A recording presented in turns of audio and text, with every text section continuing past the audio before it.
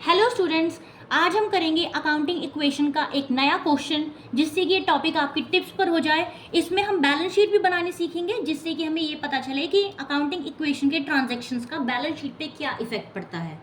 Okay, तो start करते हैं मिस्टर सुरेश के बिजनेस ट्रांजेक्शन से।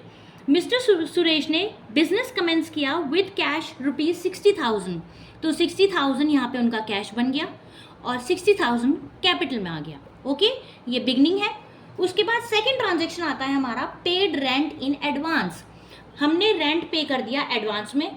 तो क्योंकि प्रीपेड रेंट एक एसेट होता है, तो हम उसे एसेट साइड में शो करेंगे। कैश रिड्यूस हो जाएगा हमारा 500 से और एसेट साइड पे हमारा एक और एसेट बन जाएगा, that is prepaid rent 500 amount से।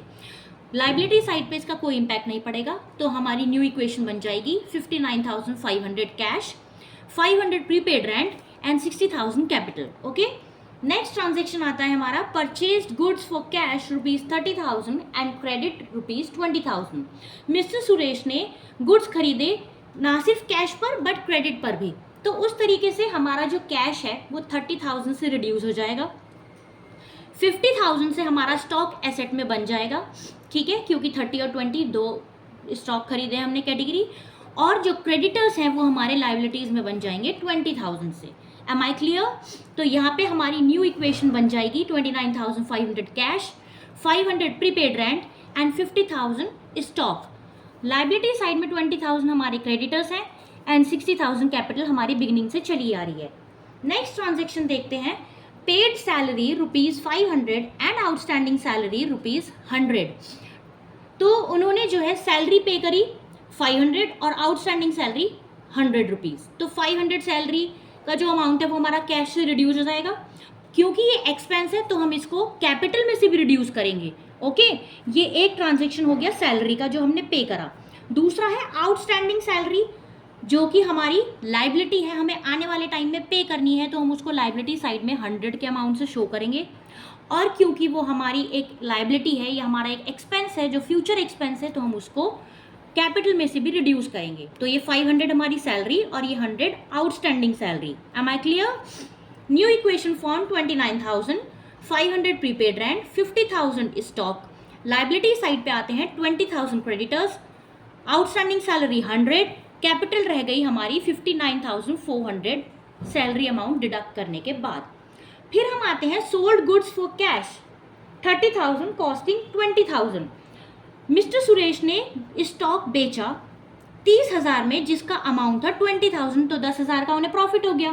तो यहाँ पे हमारा 30,000 का कैश आ गया क्योंकि हमने गुड्स बेचे, ठीक है। 20,000 हमारा स्टॉक रिड्यूस हो गया और 10,000 प्रॉफिट, क्योंकि वो हमारा प्रॉफिट है वो हम कैपिटल में ऐड करेंगे।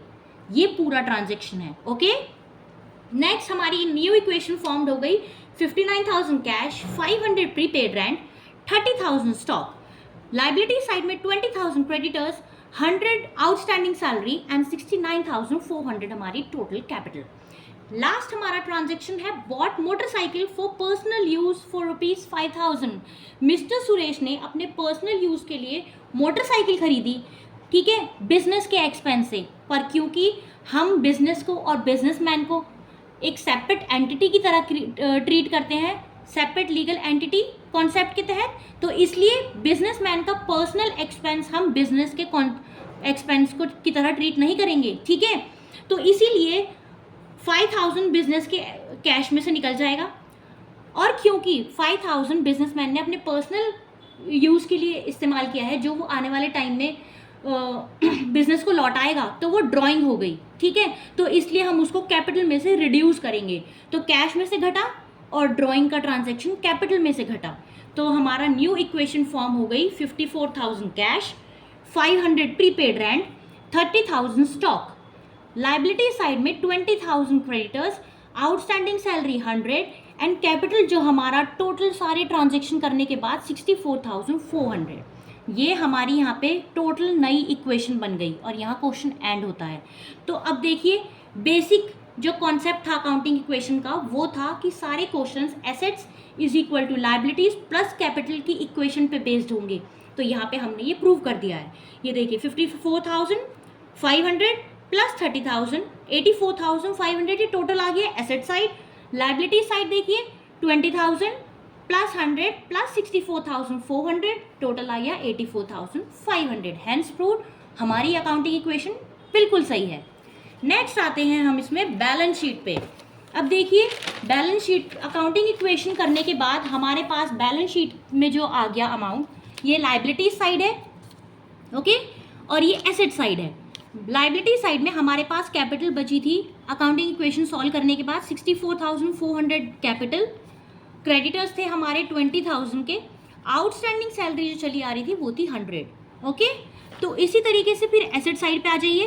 कैश था हमारे पास 54,000 इन हैंड, प्रीपेड रेंट 500 जो हमने एडवांस में पे कर रखा है, स्टॉक 30,000, ठीक है। अब इन दोनों का टोटल देख लीजिए 85,500 और एसेट साइड भी 85,500, okay. Both the sides are balance. This is the full question of accounting equation. मिलेंगे अगले क्वेश्चन के साथ अकाउंटिंग इक्वेशन के, तब तक प्रैक्टिस जरूर करते रहिए, okay. And please like, subscribe and share. Thank you.